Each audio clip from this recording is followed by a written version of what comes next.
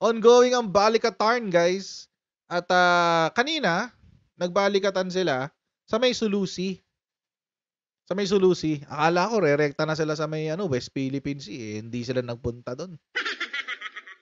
Sa Sulusi muna sila nagpunta sa ilalim ng Palawan. Yan, doon muna sila. Parang no? Siguro parang ginigigil lang nila ng konti si China, no? Mukhang may panggigigil na nagaganap.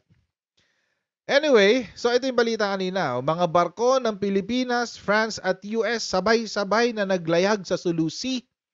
Pupunta rin sa West Philippine Sea. Ang sinabi sa balita. Ito yung panoorin natin. Philippine Sea, ang mga barko ng Pilipinas, France at Amerika.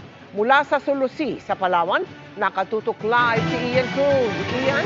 Uy, naka-embed sila Sarap Mel, narito ako ngayon sa Sulusi sa bahagi ng Palawan para ito sa balikatan exercise kasama ang mga bansang Amerika at France. Dito Mel ay nagsimula na nga ang multilateral maritime exercise.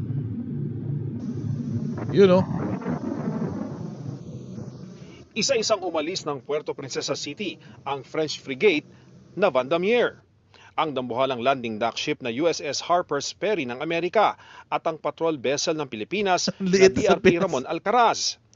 At ang landing... Sorry ang liit lang talaga sa Pilipinas. Tignan nyo yung mga unang barko, lalaki Wow, laki, di ba? Ito yung sa France. Ito yung sa French Navy. Ito yung sa US Navy pagdating sa Pilipinas. Wek. Wek, wek, wek, wek, wek. Anyway, tuloy natin. Dock ship na BRP Davao del Sur kung saan kami embedded. Kanina, nagkita-kita na ang mga barko ng iba't ibang kalahok na bansa sa dagat sa bisinidad ng northeast ng Palawan para sa iniensayong division tactics o formation ng mga barko. Ito ang pagsisimula ng serye ng multilateral maritime exercise na bahagi ng balikatan exercise. This activity will actually build yung confidence ng ating bridge team na nandito together with the other participants. With this exercises, yung mga close maneuvers natin, definitely it will increase their capability to work together. Sabay-sabay na nagpapatrolya dito sa Sulusi ang mga barko ng Navy ng Pilipinas, Amerika pati na ng Pransya. Pauna pa lamang ito dahil sa mga susunod na araw, lilipat sila sa West Philippine Sea para isagawa ang inaabangan na group sail. Yan na. Patay. Sa unang pagkakataon, lalabas ng 12 nautical miles na territorial waters ng Pilipinas ang isang maritime exercise ng balikatan. Dadalhin ito sa West Philippine Sea, pasok pa rin sa 200 nautical miles exclusive economic zone ng Pilipinas kung saan agresibo ang China. Mahalaga raw ang pagpapatrolya natin sa ating EEZ kasama ang mga kaalyado. It's very significant to show that we have partners specifically on ensuring maritime security within the Indo-Pacific region. Nitong Martes, sinabi ng Philippine Navy na umakyat na sa 110 Chinese militia vessels ang nasa West Philippine Sea, malayo sa kanyang weekly average na mahigit 30 hanggang 60 vessels sa nakalipas na mga linggo. Iba pa ang mga nakakalat na barko ng China Coast Guard at warship ng People's Liberation Army Navy.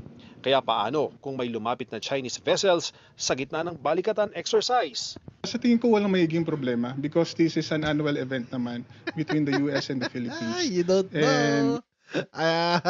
We don't know for sure.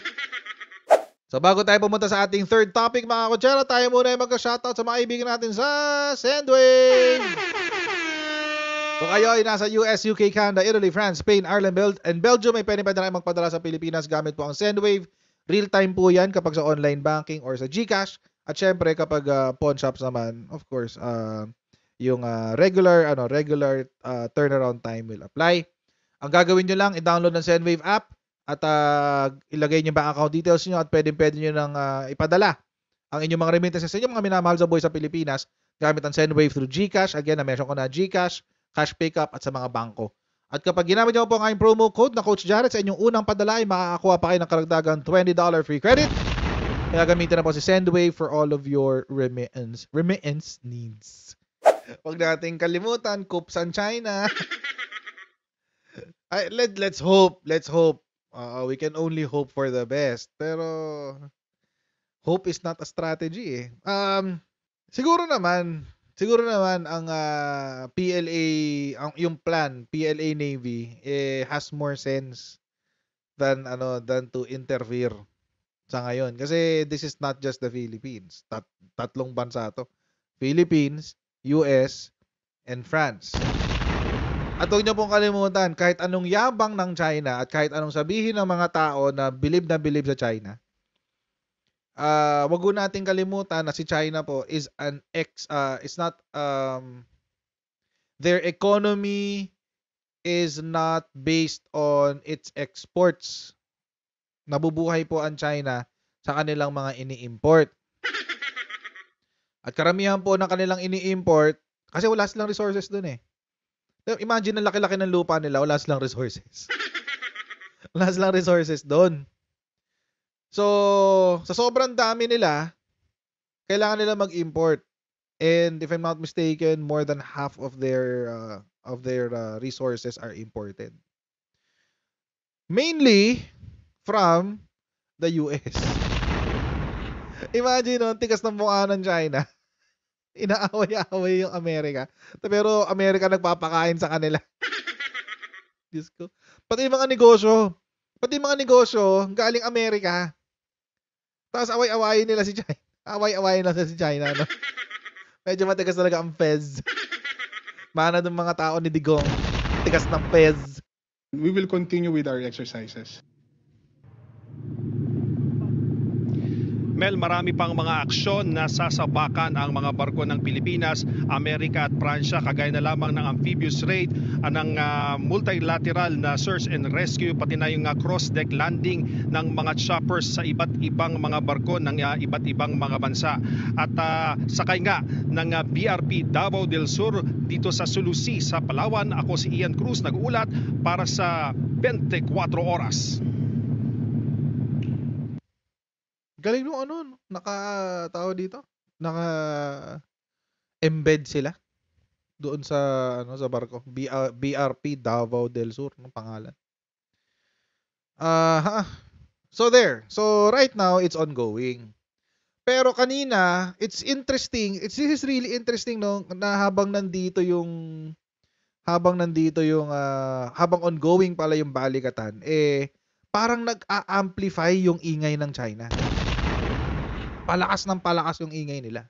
It's also interesting to me, mga kotsero, na habang ongoing yung balikatan, lumabas din yung fake video, fake audio ni PBBM. Not once, but twice. Imagine, tinake down na yung unang page, yung unang YouTube channel. Kinabukasan, may bago. Iba naman ang pangalan. Kamada yata. Basta something with the letter K. Kamada or something. Tapos, ang nakakatawa doon, mga kotsero, kung ano yung in-upload doon sa dapat lang, yun din yung in-upload doon sa Kamada. Iisang. Lalong umingay ang China. Lalo siyang umingay. Not only that, umingay yung kanilang gobyerno pagdating sa kanilang mga claims tulad nito. Nakakatawa nga tong claim na to eh. Sabi doon ng Chinese military, wala raw tayong historical claim over features in the West Philippine Sea. Yun ang sabi. Wala raw tayong historical claim ay tayong pinakamalapit. Kalain niyo yun. Ayan. Sabi, a Chinese military official on Thursday, April 25, insisted that the Philippines really had no historical claims over the West Philippine Sea unlike China. Si Wu Qiyan, Chinese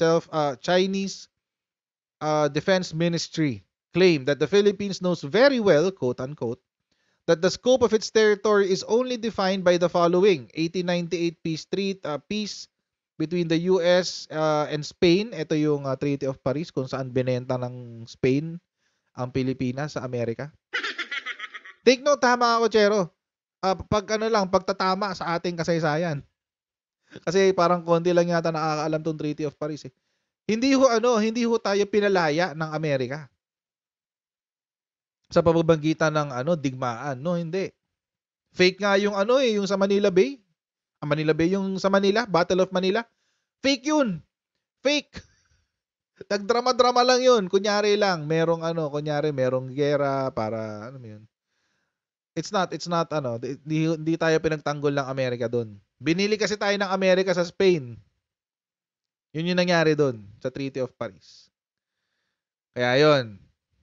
1900 treaty between the Kingdom of Spain and US o yung secession of outlying islands of the Philippines, Treaty of Washington. 1930 convention between the United States and Great Britain delimiting the boundary between the Philippine archipelago, etc., etc.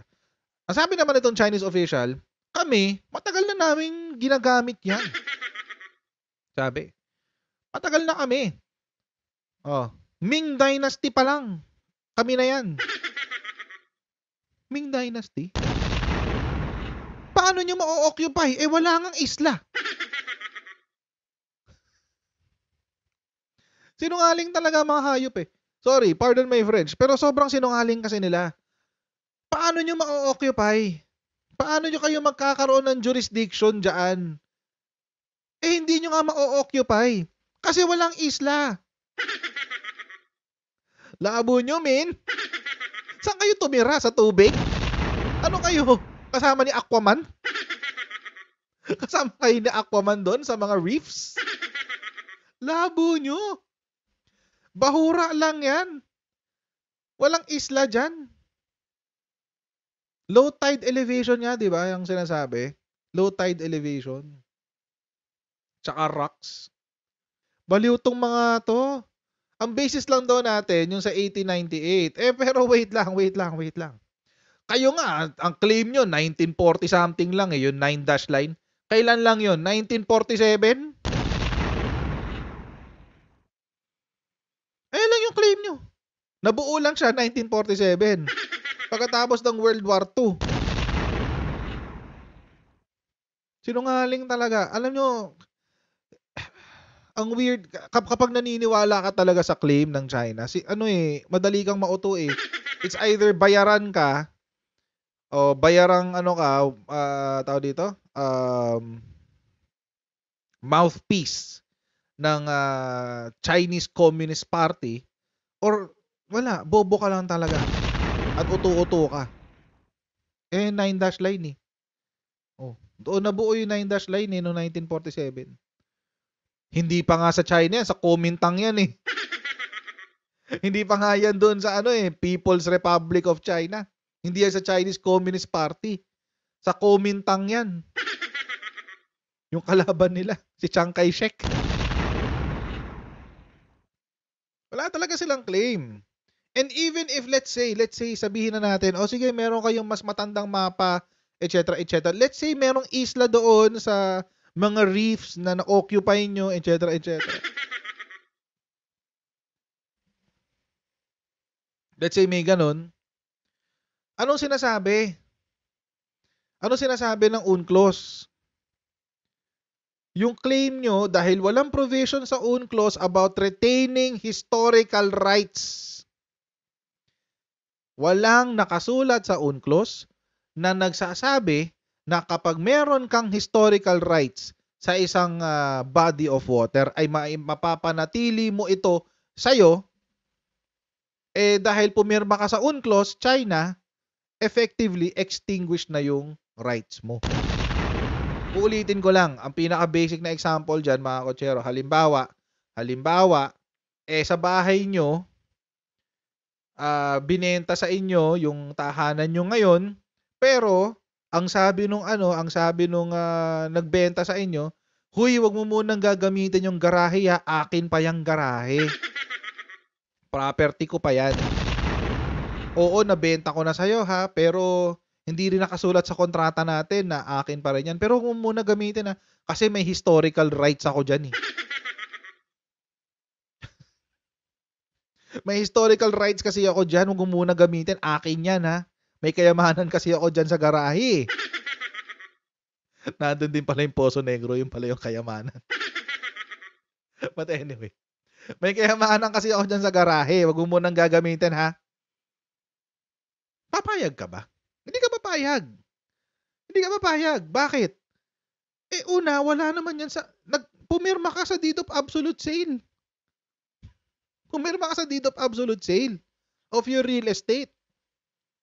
So wala matitira sa'yo. Kahit may historical value pa yan, may historical significance, may sentimental value, etc. etc. Wala. Hindi. Tapos pipilit siya. Sabi, hindi pwede. Kailangan may historical, may claim ako dyan. Kasi dyan nabuo yung anak namin eh. Sa garahe. See how stupid people arguing for China is? Ganun yun eh.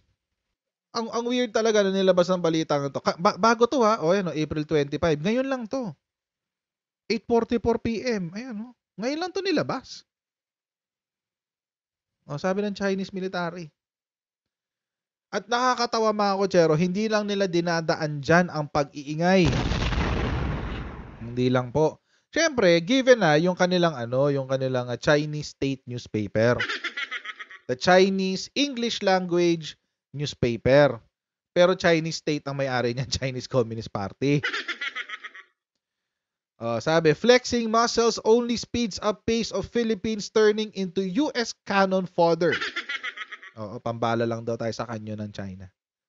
Laban sa China pala. Yun ang sinasabi ng Global Times. Kasi daw, umamin daw kasi yung ating AFP. Sabi, the Philippine Coast Guard is joining the Balikatan exercises for the first time, a move clearly aimed at enhancing its capability to confront the China Coast Guard. Okay, so what? Coast Guard niyo pa ang Philippine Coast Guard? Sa inyo ba yun? Hindi. Hindi naman. Pinapakialaman ba namin yung Chinese Coast Guard? Hindi. Dapat nga, pinapakailaman namin. Lalo yung mga nandiyan sa West Philippine Sea. Kaso, di ba? So what kung ititrain namin sila para labanan kayo? Hindi masama doon? Pinaglalaban lang naman namin yung sovereign rights namin dyan. Also, sabi, for the first time, the exercises are being held beyond the Philippines' territorial waters 12 nautical miles offshore. The operations are taking place in two regions, Luzon and Palawan, the areas facing the Taiwan Straits and the South China Sea. It is obvious that these where the drills are directed, the purpose of the armed forces, why we exist, is really to prepare for war. Yun daw kasi yung sinabi ni Philippine Colonel Michael Lohico. Pero mga kotsero, naalala ko tong interview na to eh. Sinabi talaga niya yan, the Philippines, the purpose of the armed, tinanong kasi sila bakit nagbabalikatan. So, syempre, sasagutin niya, AFP siya, armed forces siya eh. Bakit nga ba nagbabalikatan? Para masunod yung purpose namin sa armed forces. Is to prepare for war.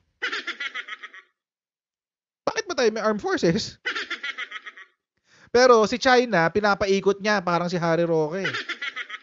Di ba marami nga nag-training doon na Pilipino eh. Hindi lang si Harry Roque, guys. Baka nakakalimutan nyo. Maraming nagkaroon doon ng cultural experience. Nag-cultural trip. Nag-training sila doon. Nag-training sila on media literacy and responsibility. The Philippines' attitude is crystal clear, not interested in talking things out, but enthusiastically about preparing for military confrontation. Sabi niya. Tapos, so what? Kayo ba hindi nagte-training? China? Araw-araw nga kayo nagte-training dyan, di ba? Sa tabi ng Taiwan? Really? Kamusta naman pagka ipokrito natin dyan, sir? So, yun. So, but alam niyo mga kotsero, ito given na to. Wala na tayong pag-uusapan dyan. Siyempre, ito, Chinese military yan. So, siyempre, i-build up niya yung China propaganda. Chinese siya eh. Si Global Times, si Aijun, syempre, i-build up din niya yung China propaganda. Bakit? Chinese siya eh. Chinese Communist Party member siya eh. So, i-build up talaga niya yan. Given na yun. Huwag na tayo magulat doon. Huwag na tayo magtaka. Pero mga kotsero, para sa akin, nakakagulat yung mga MM. Yung mga MM. Makabagong makapili. Kasi alam nyo mga kotsero, kung ba't sila nakakagulat. A couple of years ago, Sila yung nagsasabi na mahal namin ang Pilipinas. Ipaglalaban namin ang bansa. Ipaglalaban namin ang Pilipinas sa kahit sinong ganyan-ganyan, ganto-ganto. Ganyan. Pero ngayon, ay, sila yung naglalabasan sa TV na pumapabor pa sa China. Alam niyo yung dito, yung kaipokritohan dito? Yung branding nila sa sarili nila. Anti-war something daw sila. Ayan, koalisyon ng mamamayan kontra gyera. Alam niyo mga kotsero, sino ba may gusto ng gyera? Ako, kontra gyera din ako. Ayoko rin ng gyera eh. Kontra gyera din ako. Ayoko ng gyera. But I'm not like them. Hindi porke, eto kasi mga kotsero, ito yung sinasabi nila. Dahil daw nakikipag-alyansa tayo sa Amerika, gusto ro natin ng gera. Yun yung basic equation eh. Yun yung 1 + 1 = 2 nila. Dahil nakipag-alyansa tayo sa Amerika at si PBBM yung nakipag-alyansa sa Amerika, ibig sabihin gera. Panoorin muna natin yung comment ng isa. Ito si Ado. Panoorin natin to. Totoo ba ang mga balita na ibabalik sa inyong pamilya ang 61 bilyones dolyares na tagong yaman ng iyong ama para lamang magpakatuta ka at maging spokesperson ka, proxy ng Estados Unidos? Yan po ay hindi galing sa akin. Yan po ay galing sa Asia Week na publikasyon sa labas ng ating bansa. Naalala ko yung Asia Week na yan. Pangalawa, umaasa kayo sa ironclad commitment ng isang may Alzheimer na yata. At hindi ko tinutukoy si Ginoong Joe Biden. Ang may Alzheimer sa relasyon nating panlabas ay ang Amerikano. Nasaan sila nung kunin sa atin ng Vietnam ang Pugad Lawin? Nasaan sila nung kunin kay Fidel Ramos ang Mischief Brief? Nasaan sila nung kunin kay Noynoy Aquino ang Scarborough Shoal? Nasaan sila mula 2013 hanggang 2018 nung nagtatayo ang China ng mga isla dyan sa South China Sea? Wala sila. Ako po ay naglimbag ng isang pamphlet at mamaya ay bibigyan namin kayo ng kopya na nagpapatunay sa kasinungalingan, kabalintunan at kalukuhan ng Amerikanong pinapangakuan tayo nang wala naman silang sinseridad. Ni wala sila sa legalidad ng sarili nilang bansa at sarili nilang foreign policy. Okay. Patagal-tagal na hanapin yun. Pero naalala nyo pa to? Ito yun eh. Yung sinasabi niyang Asia Week. Yung sinasabi ni Ado pag ninawa na Asia Week. Ito yun. Hindi siya Asia Week. Yajujukan. Yun yung pangalan nun. Yajujukan. The International Chinese News Weekly. Yon. Ito yon. Ito yung article na yon, guys. Yan. Obvious ba? Gagawa sila ng intriga tungkol kay PBBM? Obvious ba? Palagay nyo, ba't kaya sila gagawa ng intriga kay PBBM? Ba't kaya? Yun talaga yung reference mo? Ado? Yun talaga ang reference mo? Ang source mo, is yung kasama sa China propaganda. Dito daw kasi namabas yung intriga eh. Nung kaya daw pumanig sa Amerika si PBBM dahil sa 61 billion daw na tagong yaman, quote unquote. At actually, minention din naman ni Harry Roque dito sa ano na to, dito sa nangyari na to, yung group, yan, ito, yung koalisyon ng mamamayang kontra gera. Ano the look and the feel of it is very CPP. Bakit kaya? Bakit kaya yung look at feel nitong CCP? CPP pala. Chinese Communist Party of the Philippines. Ganun yung dating, no? Ganun yung dating. Parang mga aktivista ng CPP. Ganon. Bakit kaya? Alam nyo mga kutsero, ang nakakatawa lang talaga dito. Wala namang nagsasabi na may gusto ng gera. Wala naman eh. Maski naman tayo na pro-admin, we don't want war. Ayaw natin ng gera. Maski tayo mga pro-admin, ayaw natin ng gera. But it doesn't mean, mga kutsero, na tayo, hahayaan lang natin na hindi natin i-enforce yung ating maritime claims.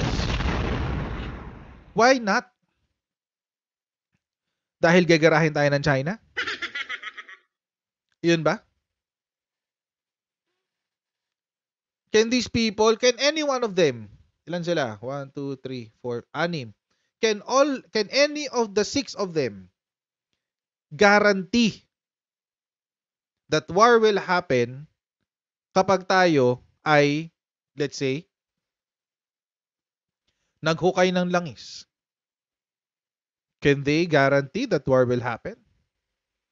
Do you think China is stupid that they will openly go to war against the Philippines? Alam nyo mga kutsero, tanggapin na natin. Malakas si China, malakas ang kanyang military. And I'm not talking about military might. Hindi yun ang sinasabi ko dito. I'm talking about common sense. Alam nyo kung bakit hindi hanggang ngayon hindi mapasok-pasok ng China ang Taiwan? Up until today, puro wala lang. Kwento-kwento, sigaw-sigaw. Bakit? Kasi hindi sila sure na mananalo sila. At sa dinami-daming war simulations na ginawa, isang beses lang sila nanalo. At hindi nga Sa dinami-dami ng war simulations na ginawa ng CSIS, if I'm not mistaken, hindi sila nanalo. Talo na nga sila at great cost pa. Great cost to both sides, of course. But, talo sila. So, parang yan? Parang mga siga-siga sa kanto yan. Sinong matapang? Bugbugin ako. Sino matapang? Sino matapang at gustong bumili sa tindahan na to? Dadaan sa akin. Etc. etc. Ganun lang yun. Ganun lang si China. Pag sumugod ka doon na may dala kang resback na mas malaki doon sa siga na yun, hindi papalag yun. None of these 6 can guarantee that war is going to happen. Sino lang ba ang nagsabi sa kanila na magkaagera? Si Digong? Si China?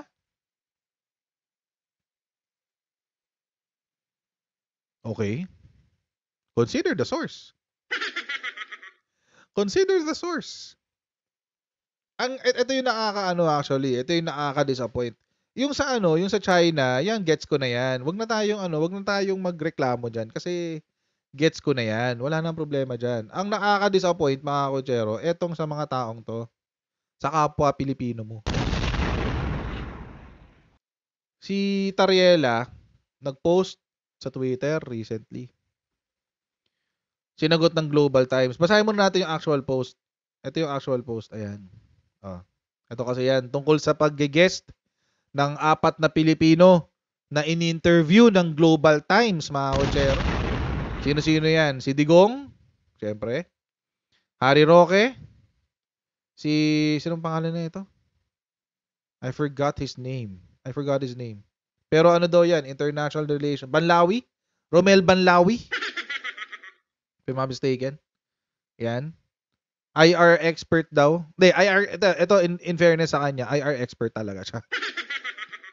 Hindi katulad nung isa na nagpapanggap lang na IR expert. Pero ito, IR expert talaga siya. Yun nga lang, doon siya sa kabilang side. Okay lang yun. Wala namang problema dun eh. Oh. So yun. Tsaka, si Maltik. Actually, si Maltik, nagwawala siya sa Twitter kanina.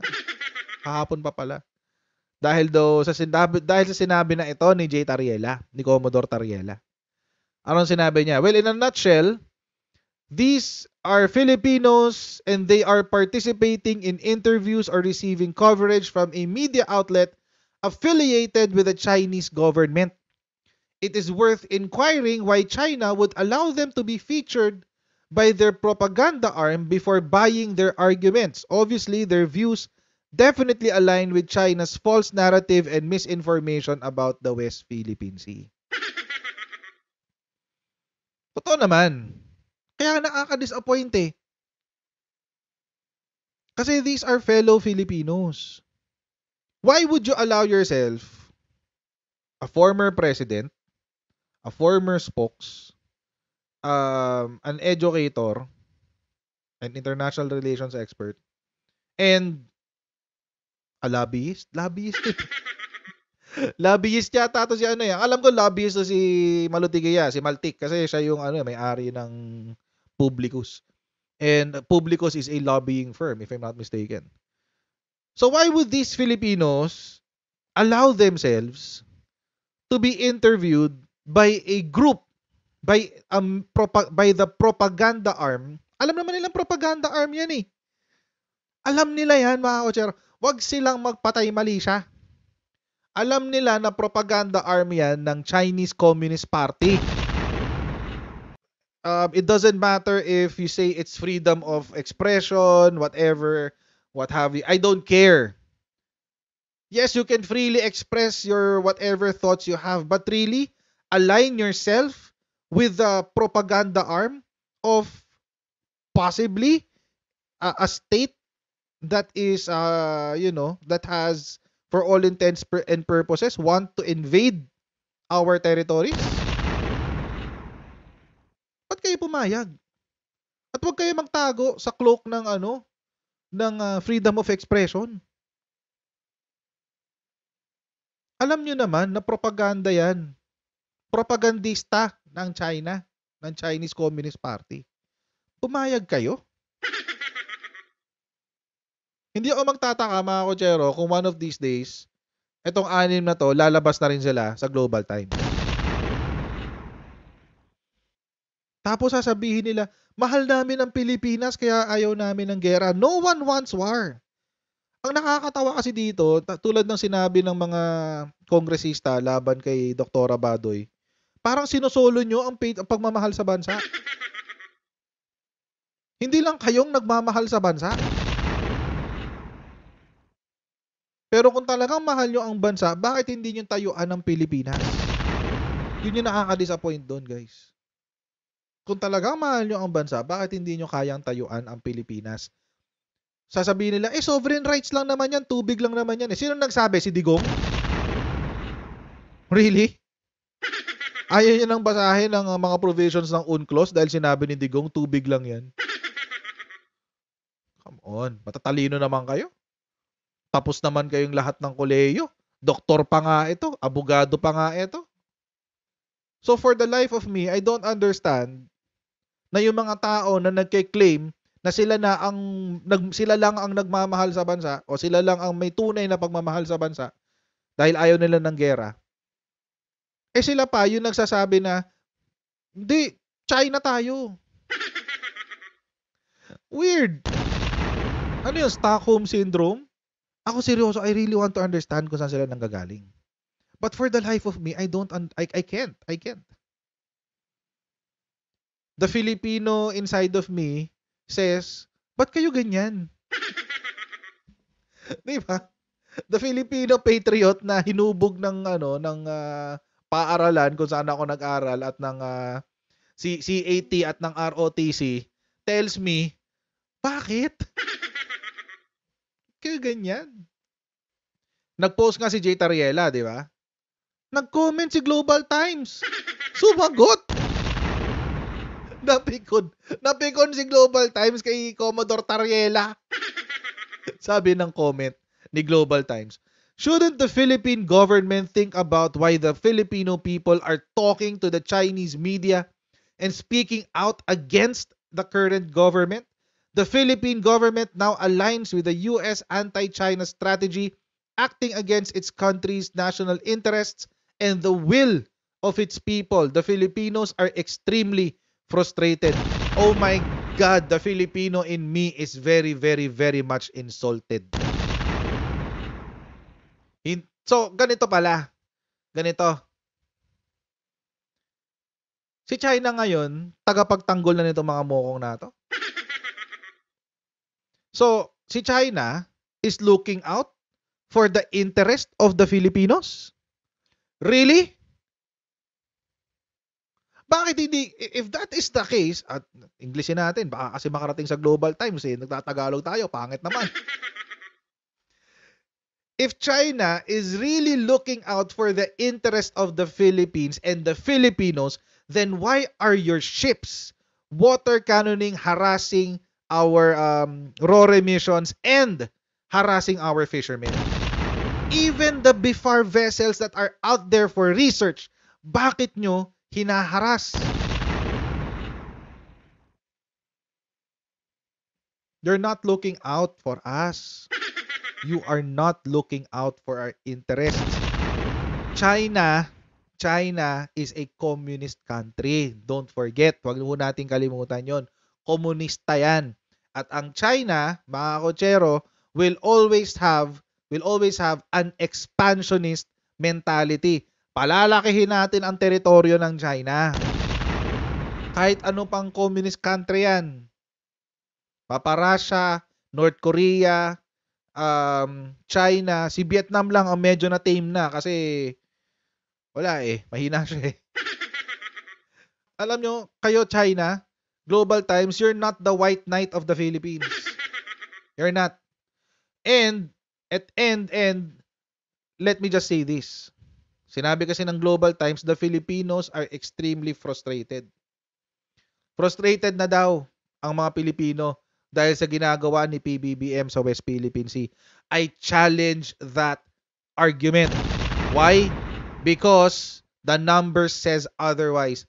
8 out of 10 Filipinos want PH to work with US on the West Philippine Sea row. That means Chinese government, Global Times, 80% of Filipinos want to work with America with regard to the West Philippine Sea. That also validates the survey done by Okta Research where the DDS or the Duterte Balaura, the diehard Duterte supporters are only 20%. 80% mga kotsero. Ang tigas ng mukha nun China para mag-assume na nafu-frustrate ang mga Pilipino sa ginagawa ni PBBM. Hell no! Hell no! 80% ng mga Pilipino, mga kotsero, ang gusto yung ginagawa ni PBBM sa West Philippine Sea. 80%. Kailan lang yan? January 2024.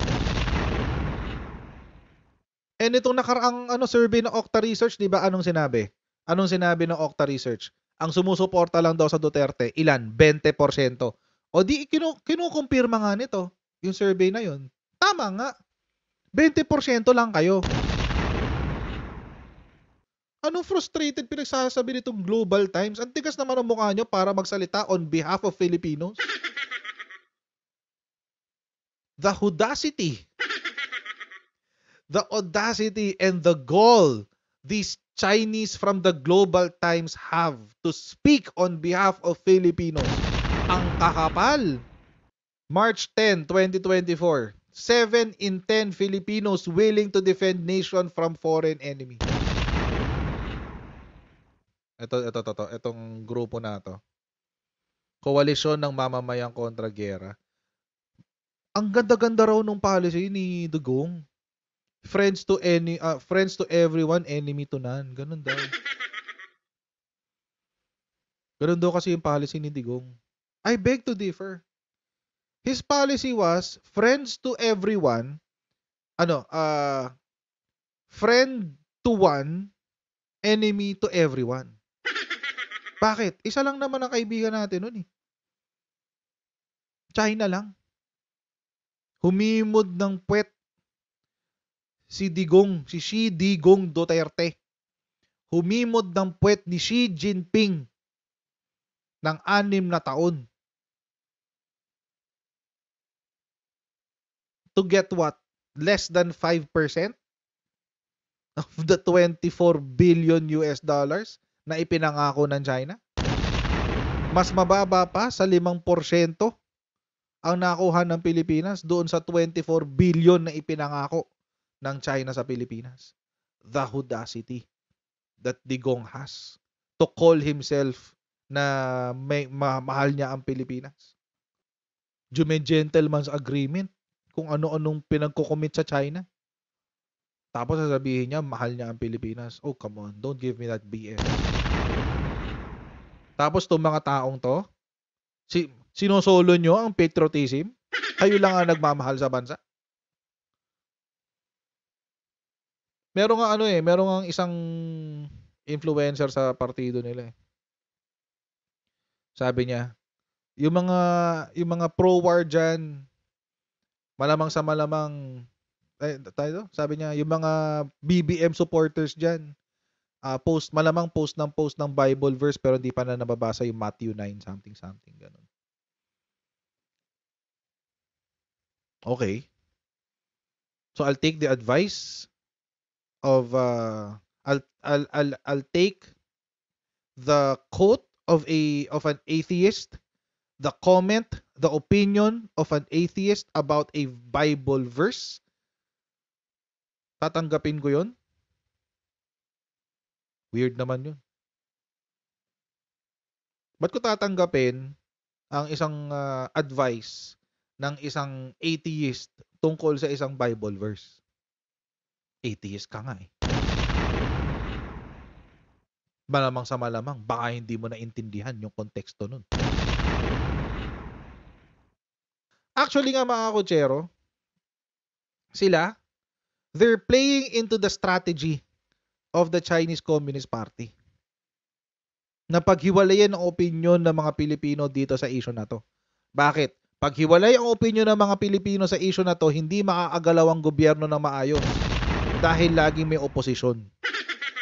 Pero kung katulad ng Vietnam, katulad ng Malaysia na may iisang paninindigan pagdating dito sa West Philippine Sea, pagdating dito sa South China Sea, tingnan nyo, hindi masyadong binubuli ang Indonesia. Hindi masyadong binubuli ang Vietnam. Hindi masyadong binubuli ang Malaysia. Bakit? Isa yung opinion nila eh. Amin to, lumayas kayo. Si Vietnam nga, pinapasabog pa yung mga barko ng China dun eh.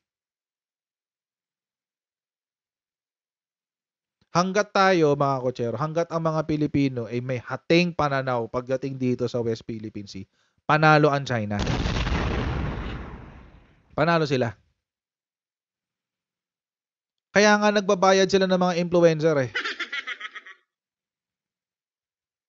Sinabi ni Katrina Ponce Enrile yan.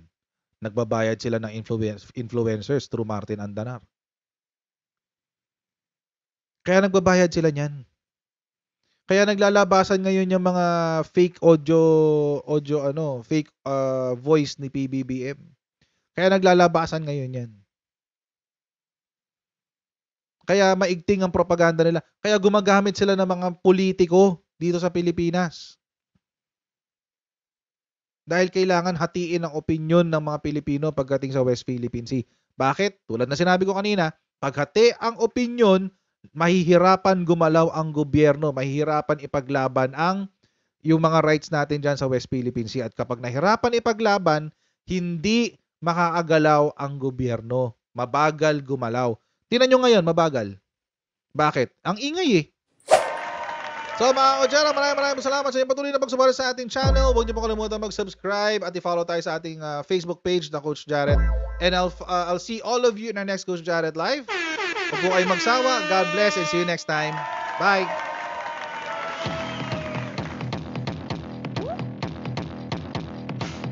Huwag ganun. Huwag natin gawing tanga mga Pilipino. Mas maganda kasi nasa lugar ka ng tama kaysa yung pinipilit mo yung pagkakamali.